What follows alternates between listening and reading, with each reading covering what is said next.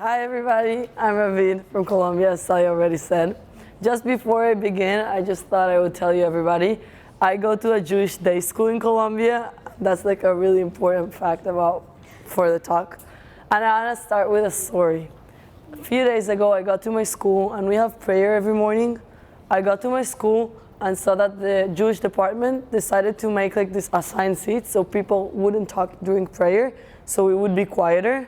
And so students did not like those ideas at all and decided to revolt against the teachers by putting numbers on their hands and saying they were Jews during the Holocaust, that our teachers were Nazi, and that our school was a ghetto. The Jewish department did not like that idea and was super mad, especially considering that each and every one of our students in my classroom and in my school are ancestors of Holocaust survivors. No, their ancestors are Holocaust survivors, and decided to tell us what we were doing, what they were doing, because I wasn't doing it, was irrespectful. And then during that talk, one kid stood up and said, "This was 75 years ago. Why should I care about this now?" And stories like this are the reason, the things that inspired my talk. Throughout history, against Jewish people and against Israel, there have been a series of very, very bad attacks. And the only reason behind them is that the victims were Jews and Jews deserve to die.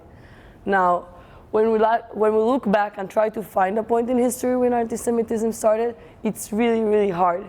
Because we could say it was 2018 with the new law Israel passed, the Jewish state nation law, that states that Israel is a Jewish state, but then we wouldn't have any way of explaining all the wars Israel had before that. So it can't be that one. We could say it was 1948 with the Declaration of Independence, but then we wouldn't have any way of explaining the Holocaust, which happened 5 years before. So it can't be that one either. We could say it was the first Zionist Congress, because it would make sense that if we want our own country, people would hate us. But then we wouldn't have any way of explaining the Dreyfus Affair, which inspired this in the first place, or explaining the Inquisition, or explaining the exile from our lands in the first place. So it's not something that started at a specific point in history, but something that has always existed, and something that we as Jews have always had to go through. Now, I went up to my Jewish history teacher and asked her what she thought was the reason it kept growing. Because if there's no reason for it to exist, why does it keep growing? And she said her reason was really, really weird, for me at least. She said, hate towards the other has always existed. It's not something only us Jews have to go through, but something everybody that's different has to go through. Now, the biggest difference between everybody else and us Jews is that everybody else have pride in who they are and they stick together to fight against it. We Jews let brotherly hate separate us and open a space for anti-Semitism to come in and keep growing. And that destroys us at the end. Now, for me, this made no sense. I come from a really tight community. I know everybody in my community. I study with everybody in my community. So not being close to them sounds really weird. But the more I looked into it, the more I realized it's true. Let's put it this way. In the world, there are around 14.6 million Jews. Out of those 14.6 million Jews, 7 million of them live here in the US, 6 million of them live in Israel, and the rest of them live all around the diaspora. Now, if you take the US out of the equation for a second, if you look at the Jews that live inside and outside Israel, lifestyle is pretty different. Because while in Israel, communities are little to non-existent, because Judaism tends to be taken for granted, because after all, you do live in a Jewish state, and like kosher is there for everybody, not going out Friday night is normal because, well, it's normal to keep Shabbat. When you live outside of Israel, you find yourself fighting against that identity question of what do I care more, my nationality or my heritage and my culture. And that identity question is solved a lot of the times by the communities, or what we in Latin America at least know as the Jewish bubble, which are friends and people who stick with you, have your same heritage, but also your same nationality. When it comes to the US, the big amount of Jews that live here tend to believe that the communities are not that necessary, because after all, even if you don't go to your JCC or you don't go to a Jewish day school, you will find Jews everywhere. And that's when their nationality overtakes their religion and takes them and makes them start believing things that aren't true.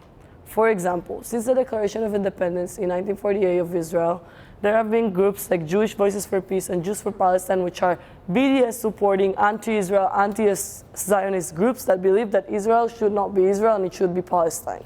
Now, before I keep going, I just want to make sure everybody knows Palestine was a name given to a territory that the Jews lived in before 1948 by the Romans when they beat us. Then the Brits came, the Brits wanted to leave, they made a resolution to give us our own territories back, a Jewish state.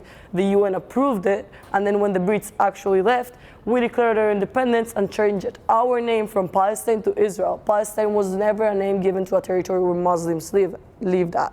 And then in 1967, which was 19 years after the Declaration of Independence of Israel, the Organization for the Liberation of Palestine came up, and that was the first time in history, throughout all history, that the name Palestine was given to Muslim people. Before that, the name Palestine was treated as the name of a territory where Jewish people lived at. Now we can go back. This group, like Jewish Voices for Peace and Jews for Palestine, are groups of Jews from the US and Canada who don't identify as the same type of Jews in Israel.